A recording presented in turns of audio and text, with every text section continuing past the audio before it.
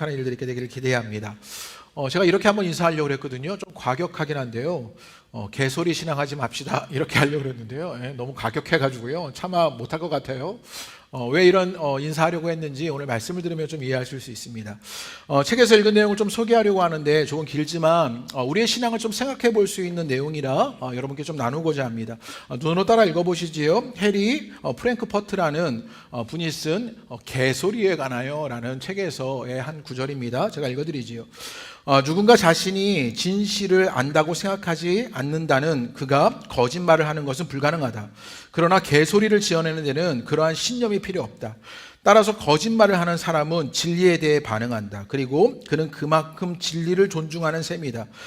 정직한 사람이 말할 때 그는 오직 자신이 참이라고 믿는 바를 말한다. 거짓말쟁이는 이에 상응하게 자신의 발언이 거짓이라고 여기는 것이 필수불가결하다. 그렇지만 개소리쟁이에게는 이 모든 것이 무효다.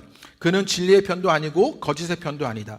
정직한 사람의 눈과 거짓말쟁이의 눈은 사실을 향해 있지만 개소리쟁이는 사실에 전혀 눈길을 주지 않는다.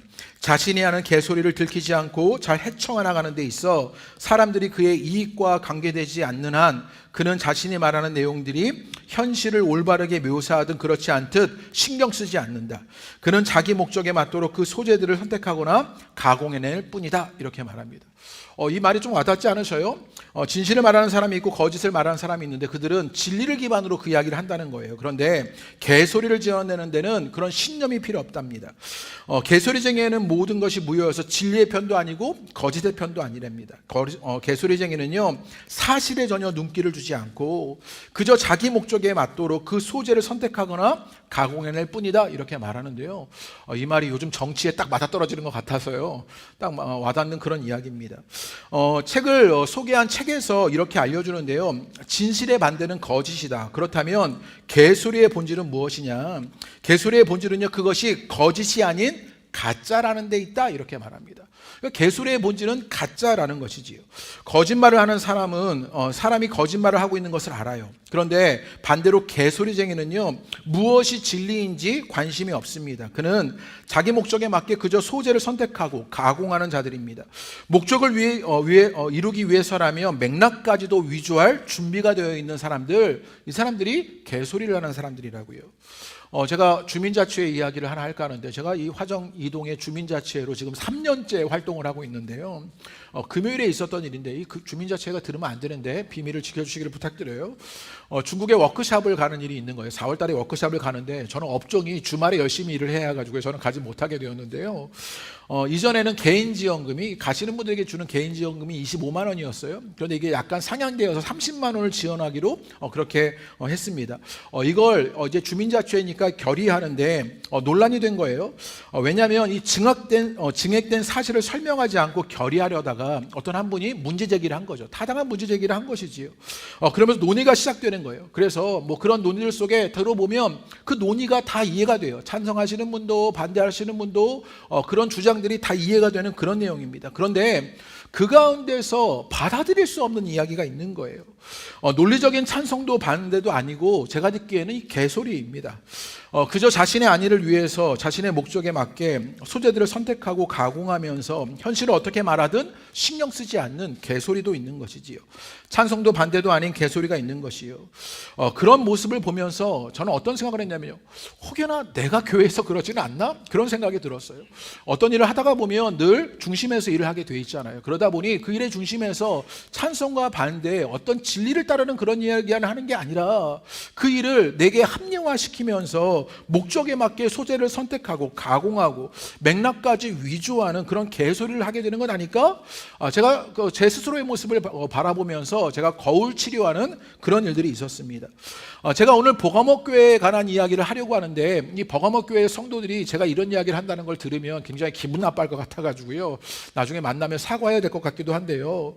이 버가목교회가 진실이냐 거짓이냐의 싸움에서는요, 처절하게 싸워서 진실을 지켜내는 사람들이었습니다. 그런 신앙을 가졌어요. 그런데 그들 가운데 무엇이 있었냐? 개소리, 가짜가 있었던 것이지요. 목적에 맞게 소재를 선택하고 가공하고 맥락까지 위조하는 개소리, 이 가짜의 일이 이 버가모 교회에 있었던 것입니다. 그런데 이 버가모 교회의 모습이 오늘날 어쩌면 이 소아시아 일곱 교회 신앙의 모습 가운데 가장 우리를 닮은 모습이 아닌가 그렇게 생각하게 됩니다. 우리가 가장 주의해야 할 신앙의 모습인 것이지요. 어쩌면 우리도 진실이냐 거짓이냐에서는 잘 싸웁니다. 그런데 개소리를 하게 만드는 자기 목적에서는 한없이 작아지는 신앙의 일들이 우리 가운데 일어나는 것이지요. 오늘 버가모 교회의 모습을 통해서 우리에게도 거울 치료가 일어나게 되기를 기대해 봅니다. 그러면 말씀으로 좀 나아가면요, 요한계시록의 7교회를 향한 메시지의 구조가 있어요. 그래서 그 구조를 설명드렸는데 칭찬과 교정과 약속이라는 이런 구조를 2장과 3장의 요한계시록의 7교회에게 보내는 메시지의 구조를 따라가게 돼요. 버가모 교회는 이 메시지의 구조를 아주 성실하게 따라갑니다. 그러니까 칭찬이 있었고 교정이 있었고 약속이 있었다는 이야기예요. 먼저 버가모 교회를 칭찬하는데 우리 13절에 어떻게 칭찬하는지, 믿음을 저버리지 않는 교회라고 칭찬하는 이야기가 있는데 우리 다 같이 한번 읽어보죠. 13절 읽겠습니다. 시작. 내가 어디에 사는지를 내가 아노니 거기는 사탄의 권자가 있는 데라. 내가 내 이름을 굳게 잡아서 내 충성된 증인 안디바가 너희 가운데 곧 사탄이 사는 곳에서 죽임을 당할 때에도 나를 믿는 믿음을 저버리지 아니하였도다 라고 말합니다. 그러니까요, 지금 버가모 교회가 그 사탄의 권자가 있는 그 땅에서 그들이 믿음을 저버리지 않는 일이 일어났다, 그것을 칭찬하고 있지요. 이를 이해하기 위해서 버가모라는 지역, 그래서 사탄의 권자가 있는 곳이라고 그렇게 사도 요한이 주님의 말씀을 전하였는데, 그 버가모라는 지역을 좀 알 필요가 있습니다. 이 버가모는요 7교회 가운데 가장 위쪽에 있어요. 또 놀라운 과학의 힘으로요, 기술이 또 동원돼 가지고요, 버가모가 바로 저게요. 가장 북쪽에 위치해 있는 그런 곳인데, 이 버가모가 약간 구릉지대가 있는 그런 도시였습니다. 그러니까 무엇이냐면, 도시가 있는데 거기에 뭐 언덕 같은 게 있고 그 위에가 이렇게 평평한 그런 지대가 있었죠. 그렇게 구릉지대가 있다 보니까 우리 같으면 어떻겠어요? 그런 지대에 딱 교회 세우면 좋겠다 이런 생각할 텐데, 이들은요 그 당시 문화 속에 이 신전을 세우는 그런 일들을 하게 되었죠. 신전이 들어서기 아주 좋은 지형적 특징을 갖고 있습니다. 그래서 그리스 시대부터 신화에 나오는 온갖 신전이 이 도시에 자리 잡고 있었습니다. 그래서 나중에는 로마 제국 아래에서도 이들의 그 종교적 관성대로 로마 황제를 숭배하면 좋겠다고 여겨서 그 로마 황제를 숭배하는 그 신전도 그곳에 세우게 되는 거지요. 종교가 정치적 수단이 되는 그런 도시가 이 버가모였던 것입니다.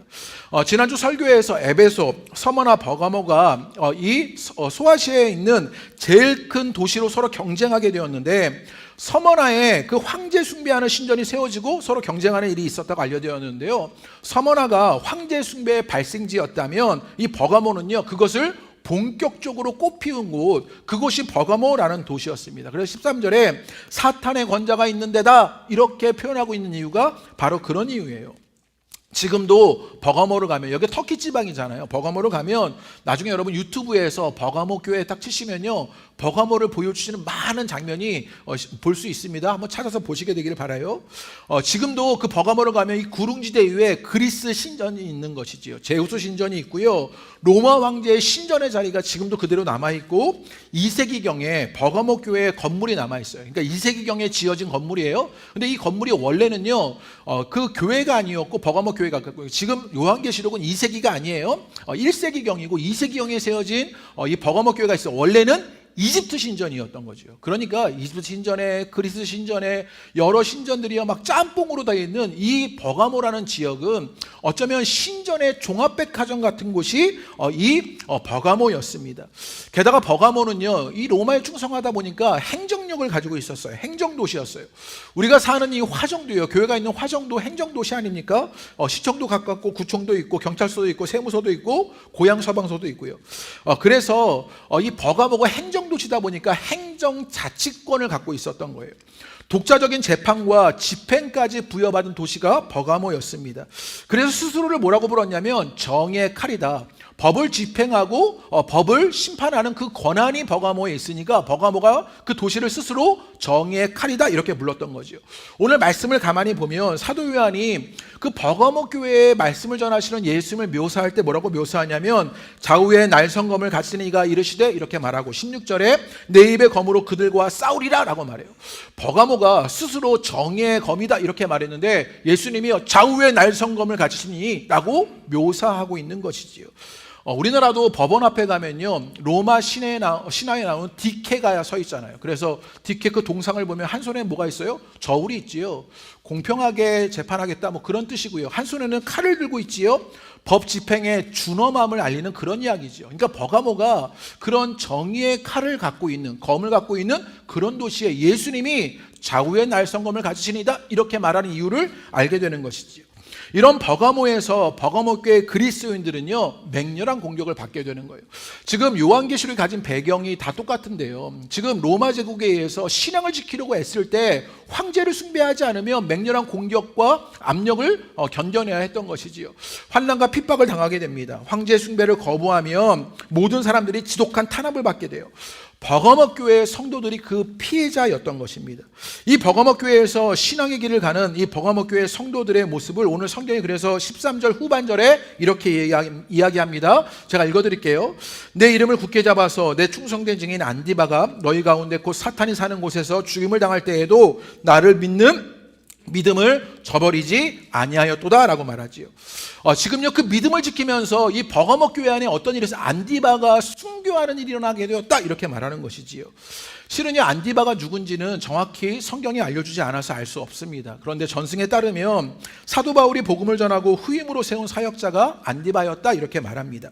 안디바라는 이름에서 그 모습을 엿볼 수 있는데 이걸 안디바를요 이게 한국말로 번역하니까 안디바가 되었는데 원래 원어적 말로 하면 안티파스 이렇게 말할 수 있어요. 안티 이러면 우리가 잘 알잖아요. 거부하는 걸 말하는 거예요. 반대하는 걸 말하는 거예요. 그러니까 안티 반대하는 것입니다. 이 파스는 무슨 말이냐면 동질하다, 동의하다 이런 뜻이에요. 그러니까 이 안디바는 어떤 그 사탄의 권좌에 있었던 그 세계, 그 세상에 동의하는 것을 거부하는 자였다라는 사실을 알게 되죠. 그런 순교자의 태도로 살았던 것이 이 버가모 교회였습니다. 버가모 교회는 그렇게 그 세상에 동질화되는 것에 거부하고 반대하는 순교가 있었습니다. 그래서 죽음을 각오했고요. 또 그것을 지지하고 따라가는 성도들이 있는 것. 그래서 순교의 길을 갔던 교회가 버가모 교회였던 것이지요. 실은 여기에 우리에게도 도전이 되는 이야기가 있습니다. 13절에 보면요 그 사탄의 사는 곳에 이런 이야기가 있어요. 그리고 그 앞에 보면요 이제 너희 가운데 그렇게 사는 이야기를 하고 있는 일들을 보게 되는데요. 여러분 지금 이들이 살고 있는 곳 버가모라는 곳 그것을 우리 가운데 알려주게 되는데요. 보통 성경에서 신약 성경에서 산다라는 말을 쓰게 되었을 때 우리는요 그 삶이 어떤 삶인지를 잘 알게 돼요. 그 삶은 어떤 삶이냐면요 그리스도인들이 이 땅에 살아가게 되었을 때 쓰는 단어는요 이 헬라어로 파로이케인이라는 말로 일시적으로 사는 삶을 말해요. 그러니까 우리가 이 땅에서 나그네로 살고 있다. 파로이케인이라는 단어는요 일시적으로 사는 거예요. 그런데 지금 이 요한계시록에서는요 파로이케인이라는 말을 쓰지 않았어요. 어떤 말을 썼냐면 헬라어로 카토이케인이라는 말을 썼는데요. 이건 영구적으로 살아가는 것, 그 장소에 머물러 살아가는 삶을 말하는 것입니다. 너희가 사탄의 권좌 가운데 살고 있는데 이렇게 13절에 이야기하고 있는데 그것이요 영구적으로 계속해서 그 자리에 살고 있다는 것이지요. 왜 그런 이야기를 하고 있느냐? 사도 요한이 알려주는 교훈이 거기에 담겨져 있는데 너희는 지금 버가모에 있고 버가모에 머물러야 한다. 너희는 사탄의 권좌가 있는 곳, 그 자리를 살아가고 있는 것이다. 그게 너희가 살 곳이다라는 거예요. 그리고 거기서 너희가 그리스도인 되는 것을 보여내야 한다는 것이지요.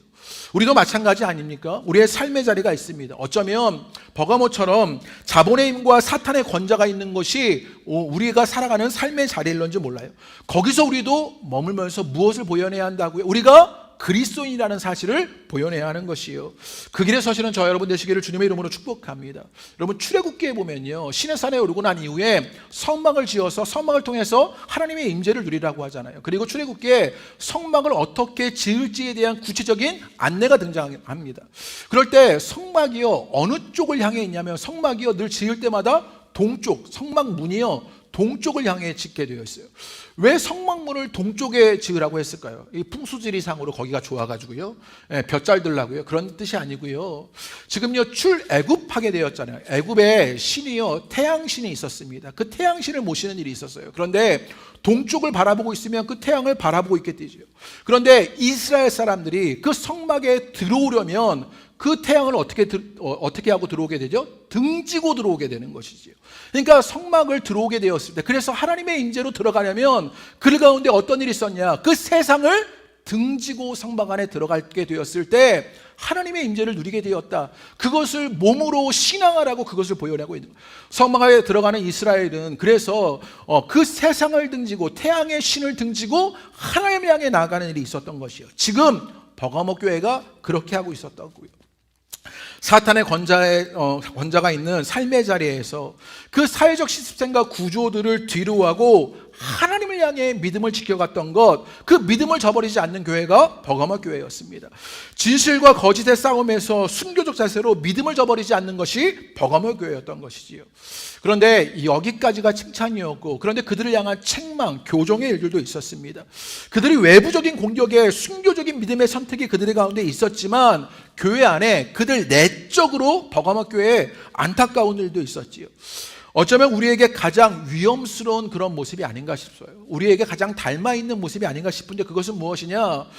진리냐 거짓이냐, 그 싸움에서 진리를 선택하는 싸움에서 승리하지만 그들이요 작은 유혹에 넘어지는 일, 그들 가운데 있었던 것이지요. 고난이 아닌 유혹에 넘어지는 교회를 책망하는 오늘 요한계시록의 말씀을 보게 됩니다. 우리 14절과 15절 말씀 한번 읽어볼까요? 우리 14절 15절 한번 읽겠습니다.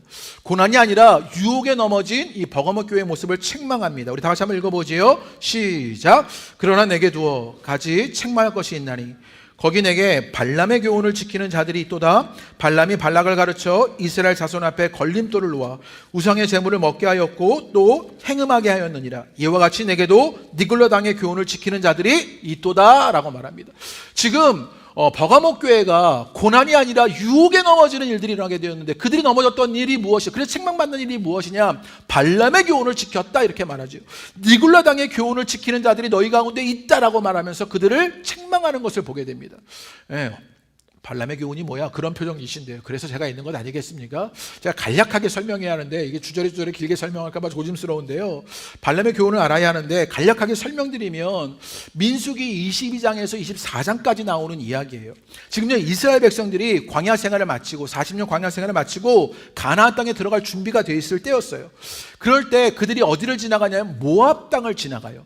그때 모압 왕이었던 발락이 있었어요. 발람이 아니라 발락이 있었어요. 이 모압 왕 발락이 이스라엘의 소문을 들었던 것이요. 애굽을 이기고 그들이 왔다는 거예요. 그러니까 당시에 어떤 제국의 힘을 가지고 있던 애굽을 능가하는 힘을 가진 이스라엘이라 두려움의 존재가 된 거죠. 게다가 광야에서 그들이 죽지도 않고 어떻게 살아서 모압 땅까지 온 것을 보게 돼요. 그러니까 이 모압 왕 발락에게는 이스라엘이 불안과 두려움의 존재였던 것이지요. 그들을 멈출 수 없다고 이 발락이 생각했던 것입니다. 그래서 이 발락 왕이요 유명한 주술사 발람에게 사람을 보내요. 이스라엘을 저주하면, 그래서 네가 용하니까 네가 그런 힘이 있으니까 이스라엘 저주하면 살해하겠다고 합니다. 그런데 그때 발람이 하나님의 음성을 듣게 돼요. 이 용하긴 용한가 봐요. 그래서 하나님의 음성을 듣고는 이걸 잘못된 일인 줄 알아서 거절하게 돼요. 그러자 발락이요 여러 가지 모습으로 회유하게 되고 길을 떠나게 됩니다. 나귀를 타고 가는데 여호와의 사자가 그 나귀를 막아서요 나귀가 그래서 밭으로 빠지게 되고, 그럼 다시 또 올려서 그 나귀를 타고 가게 되면 또 여호와의 사자가 막아서요 그러자 포도밭에 빠지게 되고, 또 여호와의 사자가 막아서요 그러자 이제는요 그 좁은 길에서 담에 쓸려서 이 주술사 발람의 다리가 이렇게 찧어서 다치게 되는 그런 일을 겪게 되죠. 발람이요 칙칙질하고 지팡이로 나귀를 막 때립니다. 그러자 나귀가요 나를 왜 때리냐고 막 이렇게 별의 일이 막 다 일어나는 거죠. 이게 민수기의 내용이에요. 나귀가 자기를 왜 때리냐고 억울함을 토로하지요. 발람이 이 일을 해서 별의별 일을 다 겪어요. 그때 발람이 그제서야 그 여호와의 사자를 알아봅니다. 여호와의 사자가 이런 이야기를 하는 거죠. 나귀도 알아보는데 너는 알아보지 못한다고 책망하는 일들이 있습니다. 그리고는 가서는 내가 이르는 대로 말만 하라고 그 발람에게 여호와의 사자가 알려주는 것이지요. 발람이 오는 것을 보고는요, 모압 왕 발락이 환대를 해요. 그리고 이스라엘 진이 다 내려다 보이는 그 산에 올라서 저주하기를 기다리는데 발람이요 그 위에 올라가서 저주를 하지 않고 오히려 축복하는 거예요. 또 다른 산에 올라가서 제사를 지내며 저주하려고 하는데 입 밖으로 나오는 건 계속 축복인 것이지요. 이렇게 3번을 반복하는 이야기가 민수기 22장부터 24장까지의 이야기예요. 이야기가 여기서 끝나는 것 같은데, 여러분 이 이야기가 끝나는 것 같은데 성경을 보면, 그래서 유추해 보면 정황상에 어떤 반전의 이야기가 거기에 있었다는 것을 알게 됩니다. 아마 발람이요 이 모압 왕 발락에게 이스라엘을 좌절시킬 수 있는 방법이 무엇인지를 그 비책을 알려줬던 거지요. 그래서 발락 왕을 불러서요, 이 발락 왕 그렇게 하면 될 게 아니라, 그들을 그렇게 무릎 꿇을 게 아니라, 그들과 싸울 게 아니라 그들을 유혹해야 한다고 알려주는 거죠. 그들이 그래서 싸워서 이길 수 있는 자들이 아니라 그들을 유혹해서 넘어뜨리게 해야 한다, 이런 비책을 알려주게 된 것입니다. 이스라엘과 싸우는 것이 아니라 유혹해야 하라는 것이지요. 그래서 민수기 25장에 가면요 그 유혹의 이야기가 바로 등장해요. 제가 읽어드릴 때 눈으로 따라 읽어보시오. 어떻게 유혹했냐면, 이스라엘이 시딤에 머물러 있더니 그 백성 모압 여자들과 음행하기를 시작하니라 라고 말해요. 그러니까 모압 여자들, 모압의 군대와 싸우는 이야기가 아니라 모압 여자들과 음행하는 것으로 유혹해서 넘어뜨리지요. 2절에 그 여자들이 자기 신들에게 제사할 때 이스라엘 백성을 청함에 백성이 먹고 그들의 신들에게 절함으로, 당시에 이 우상을 섬길 때는요 이 접신하는, 신을 만나는 그런 과정에 늘 여사제들이 있었어요. 그러니까 창기 같은 것이에요. 그 여사들과 성적 관계를 맺으면 접신하게 된다, 이렇게 여겼던 거죠. 그 자리에 지금 이스라엘 백성들을 초대해서 여자들이 음행하도록 하고, 그래서 3절에 어떤 결과가 일어나느냐, 이스라엘이 바알볼에게 가담한지라 여호와께서 이스라엘에게 진노하시니라 라고 말합니다. 시딤에 머무르면서 이스라엘이 모압 여자와 음행하기 시작했고, 그 여자들의 유혹에 넘어가서 우상을 섬기는 일이 일어나게 된 것이에요. 광야에서 이스라엘 백성들은 어떻게 했어요? 성막을 지었어요. 성막을 지으면서 그 애굽의 신, 그 태양을 향해서 뒤를 돌아서 하나님의 임재로 나아가는 것이 이스라엘이었어요. 그 진짜와 거짓의 싸움에서는요 철저하게 성막으로 들어가는 것이 이스라엘이었는데, 그런데 시딤에서 여자들이 고기를 막 굽는 거예요. 시원한 맥주를 쫙 따라가지고 쫙 기다리고 있어요. 향수를 뿌리면서, 교태를 부리면서 유혹하니 어떻게 돼? 이스라엘이 음행하게 되고 그들이 우상을 섬기게 되는 일들이 일어나게 되는 것이요. 지금 사도 요한은요 그 발람의 교훈의 이야기를 가지고 버가모 교회를 책망하고 있는 것입니다. 버가모 교회는 이스라엘 백성처럼 상황이 어려울 때는요 주님께 충성했습니다. 순교자의 시험을 당당하게 통과합니다. 그리스도를 저주하든지 죽든지 하라는 요구 앞에서 꿈쩍도 하지 않고 그리스도를 따라가는 일이 있었어요. 그런데 압력이 사라지고 평범한 일상이 찾아오게 돼요. 그렇게 일하고 노는 평범한 일상으로 돌아오자 몇 사람들이 이제 우리 좀 긴장을 좀 풀어야 하는 것 아니야? 이제 좀 우리 덜 고지식하게 굽시다. 이제는 좀 즐기면서 이웃들과 어울립시다. 이런 말이 오갔던 것 같아요. 딱딱한 모습보다는 우리가 유연할 때 더 많은 사람들이 예수를 알지 않겠습니까? 그렇게 매력적인 모습으로 우리 예수를 전합시다. 이런 말을 했던 것 같아요. 순종의 대상을 그리스도에서 로마 황제로 바꾸라는 위협에는요 단호히 맞서게 되었는데, 문화적으로 적응하고 사회적인 책임을 좀 다하자 하면서 타협을 요구할 때 수용해버렸던 이 버가모 교회의 모습이 있었던 것이지요. 그런 버가모 교회의 모습을 보면서 우리를 돌아보게 되는 것입니다. 우리가 이런 유혹에 정말 지혜로워야 하는 것이지요. 깊이 있게 생각하고 고민해야 하는 것이요. 발람의 교훈은 복음을 성공이 되게 했고요, 신학을 번영이 되게 하고 신앙을 기복이 되게 했습니다. 제가 이거 쓰고 뿌듯했는데요, 잘 쓴 것 같아 막 이러면서요. 아무도 간격을 안 하시고 저만 간격을 해가지고요. 다시 한 번만 읽어볼게요. 발람의 교훈은 복음을 성공이 되게 했고 신학을 번영이 되게 했고 신앙을 기복이 되게 만들었던 것이요. 묵상과 설교 책에서 이걸 이렇게 얘기하는데, 이렇게 말합니다. 제가 읽어드리지요. 우리가 분별하여 싸워야 할 대적은 반복음이 아니라, 복음을 반대하는 그 반복음이 아니라, 우리가 분별해서 싸워야 할 것은 우리 영혼을 무디게 하고 마비시키는 반쪽짜리 복음, 유사복음이다 이렇게 말합니다.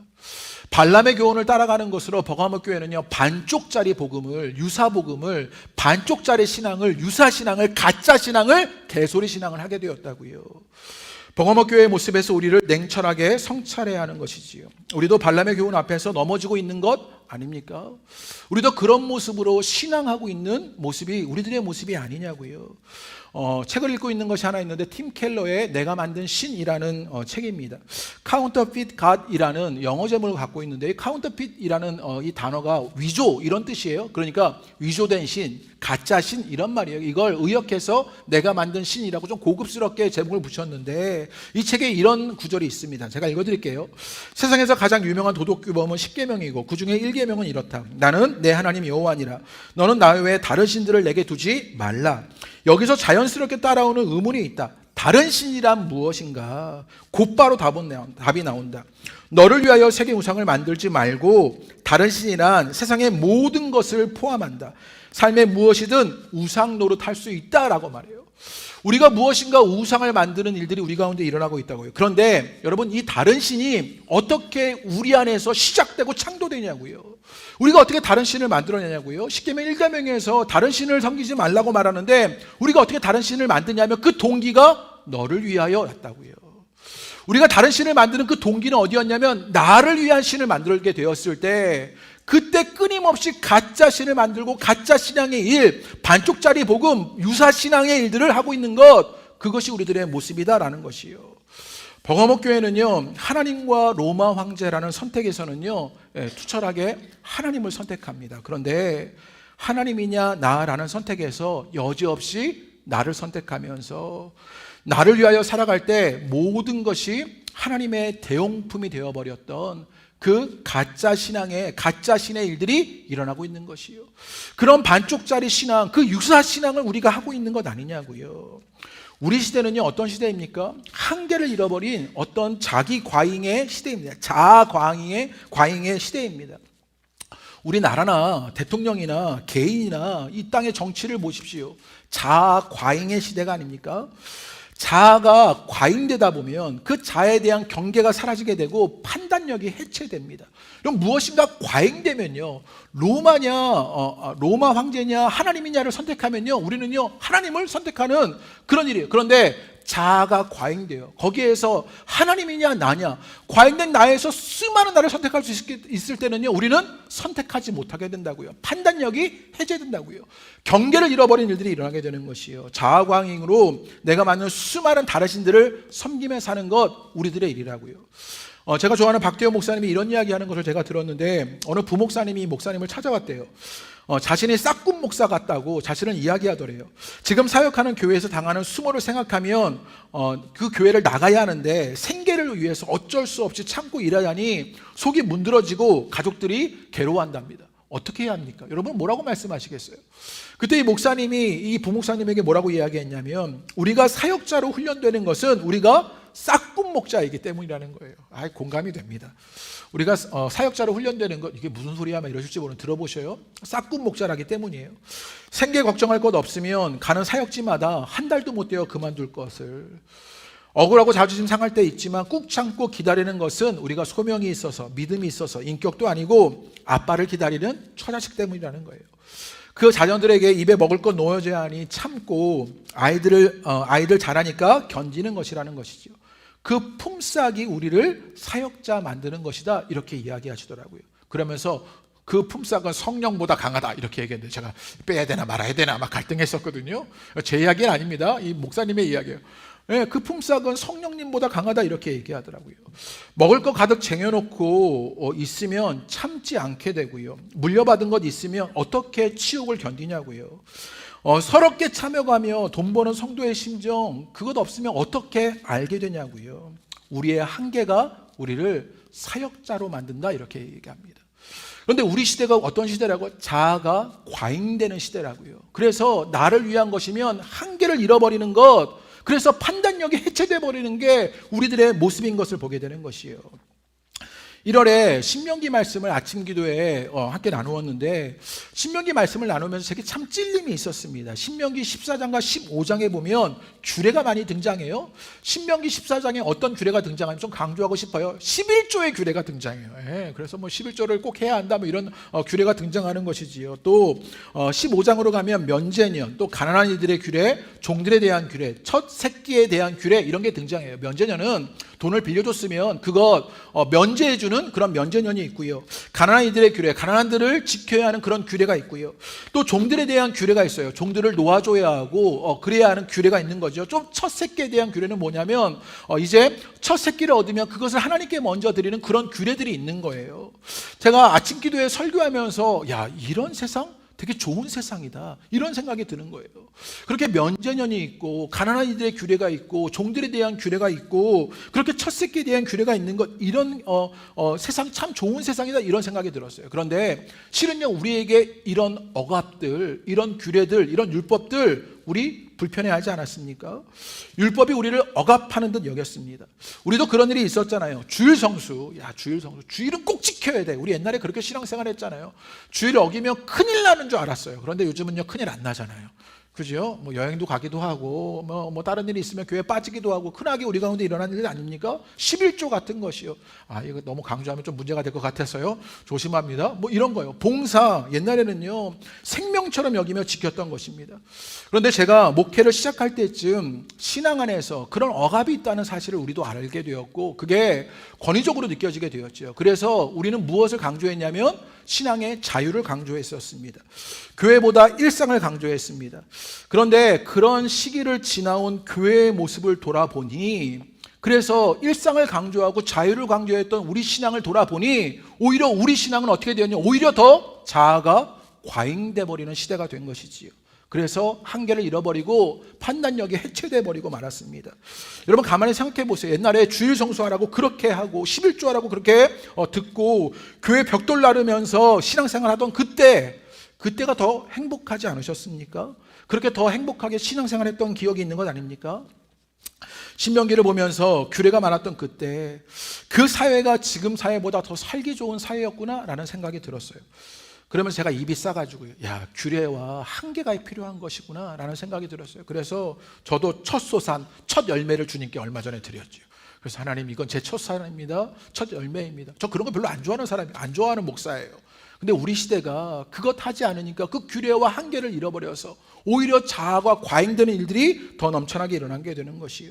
그 한계 속에, 규례 속에 들어가야 하는 일들 맛보게 되는 것이요. 제가 여러분에게 다시 옛날 교회로 돌아가자 그런 말씀을 하고 싶은 것이 아닙니다. 자아가 과잉되어 하나님과 그 로마 왕제의 선택에서 그 진실과 거짓의 싸움에서는 이겼어요. 그런데 자아가 과잉되니 내가 목적이 될 때 너를 위하여 다른 신들을 무수히 만들어내는 하나님과의 나의 선택에서는 우리 신앙은 가짜가 되고, 목적에 맞게 소재들을 선택하고 가공하고 맥락까지 위조하는 개소리 신앙이 되어버렸던 것이지요. 그런 반쪽짜리 복음, 유사신앙, 유사복음의 일들이 우리 가운데 일어나는 것이요. 그런 발람의 교훈에 빠진 우리가, 이제 자기 과잉에 빠진 우리가 우리를 성찰하는 일들이 있게 되시기를 주님의 이름으로 축복합니다. 그래서 내가 아니라 주님을 따라가는, 내가 아니라 주님만을 선택하는, 내 안에 과잉된 것이 내가 아니라 주님이 되는 일들이 우리 가운데 일어나시게 되기를 주님의 이름으로 축복합니다. 그렇다면 우리의 한계와 규례는 무엇이 되어야 할까요? 우리 12절 말씀 한번 읽어볼까요? 우리는 어떤 한계와 규례를 가져야 할까요? 자아가 과잉되어서 한계를 잃어버리고 판단력이 해체된 우리 가운데, 이제 그런 버거목 교회 가운데 이렇게 12절에 말씀하십니다. 우리 12절 읽어보죠. 시작. 버거목 교회 사자에게 편지하라. 좌우에 날성검을 가지신 이가 이르시되 라고 말합니다. 그 버거목 교회에 찾아오신 예수님은 어떤 예수님이냐? 좌우에 날성검을 가지신 예수님입니다. 지난주에 서문학교에 오신 예수님은요, 처음과 끝이었고 죽어도 죽었다가 살아나신 이였어요. 그런데 이 버거목 교회는요, 좌우에 날선 검을 가지신 예수님인 것이요. 그 검은 구원의 검이기도 하고 심판의 검이기도 한다고요. 그 구원과 심판을 한계 짓는 그 규례 앞에, 그 한계 앞에 우리가 있어야 하는 것이지요. 사도 요한은 버거목 교회 예수님을 좌우에 날선검을 가지신 이라고 말합니다. 그 날선검으로 우리에게 한계와 규례를 그으신다고요. 그것을 따라가는, 그 주님을 따라가는 여러분 되시기를 주님의 이름으로 축복합니다. 그래서 16절에 이렇게 말합니다. 우리 16절 다 같이 한번 읽어보지요. 시작. 그러므로 회개하라. 그리하지 아니하면 내가 내게 속히 가서 내 입의 검으로 그들과 싸우리라. 뭐라고 회개하라. 그 가짜 신앙, 그 반쪽짜리 복음, 유사 복음 앞에서, 그 개소리 신앙 안에서 이제 회개할 일이 있어야 하는 것이요. 그 회개가 우리 가운데 일어나시게 되기를 주님의 이름으로 축복합니다. 그때 주님이 이렇게 말씀하십니다. 내 입의 검으로 그들과 싸우신다고요. 좌우의 날성검을 가지신 예수님, 그 사탄의 권자에 칼을 겨누고 심판하십니다. 그리고 생명의 주권을 가지신 이는 로마 제국 아니다, 예수님이다, 그거 보여주고 계시는 것이지요. 그 칼은 살리는 칼이기도 하고 죽이는 칼이기도 합니다. 그러므로 그 예수님의 칼의 울타기 속에서 회개하게 되었을 때 위조된 신앙, 가짜 신앙, 자아과잉의 신앙에서 한계와 규례를 지키며 신앙을 다듬어 가야 하는 것이요. 그 은혜의 일들이 우리 가운데 일어나시게 되기를 주님의 이름으로 축복합니다. 그러자 마지막으로 주어지는 약속도 있습니다. 우리 17절을 마지막으로 읽겠습니다. 17절 읽어보시지요. 시작. 귀 있는 자는 성령이 교회들에게 하시는 말씀을 들을지어다. 이기는 그에게는 내가 감추었던 만나를 주고 또 흰돌을 줄 터인데 그 돌 위에 새 이름을 기록한 것이 있나니 받는 자 밖에는 그 이름을 알 사람이 없느니라 라고 말합니다. 감추었던 만나를 주었다라고 말해요. 그 신앙의 길에 서렀던 그 이스라엘에게 주님이 주셨던 건 무엇이냐? 만나였다고요. 하나님은 그분의 백성에게 그 공급하시는 일들 멈추지 않으신다고요. 그들이 계속해서 전진할 수 있도록 주님께서 끊임없이 영양분을 공급하신다고요. 그 은혜를 누리시는 여러분 되시기를 주님의 이름으로 축복합니다. 내 안에 가짜 신앙을 싸워가고 내 안에 유사복음을 싸워가게 되었을 때 주님은 우리 가운데 끊임없이 감추었던 만나를 주시게 된다고요. 영양분을 공급하신다고요. 그리고 또 뭐라고 말합니까? 흰 돌을 줄 터인데 라고 말합니다. 그 돌 위에 새 이름을 기록한 것이 있다라고 말하지요. 당시 그 시대에 찬성과 반대를요, 흰 돌과 검은 돌로 했답니다. 그러니까 찬성하면 흰 돌을 주었던 것이지요. 그런 걸 의미하고요. 내가 지금 너희를 긍정한다, 찬성한다라는 의미예요. 거기에 새 이름을 쓴 것이죠. 그 찬성의 돌 가운데 새 이름을 주어서 우리가 이제 하나님의 백성된 새로운 정체성, 신분증을 확인하고 있는 것이요. 그렇게 주님께서 우리를 그 감추었던 만나로 우리를 붙드실 것이고 그 흰 돌을 줄 것으로 우리를 자신의 소유로 인정해 주실 것이요. 그 은혜가 오늘 함께 예배드리는 모든 자들 가운데 있게 되시기를 주님의 이름으로 축복합니다. 진짜인지 거짓인지, 그리고 가짜인지 개소리인지 그 속에서 우리의 신앙을 분별하는 일들이 있게 되시기를 바랍니다. 나의 신앙을 돌아보시게 되기를 바랍니다. 자아 과잉 속에서 한계마저 잃어버린 우리가 이제 예수님을 울타리로 여기며 내가 아닌 주님을 따르며 주님의 붙드심을, 주님의 소유됨을 누리시는 은혜가 오늘 함께 예배하는 여러분 가운데 있게 되시기를 주님의 이름으로 축복합니다.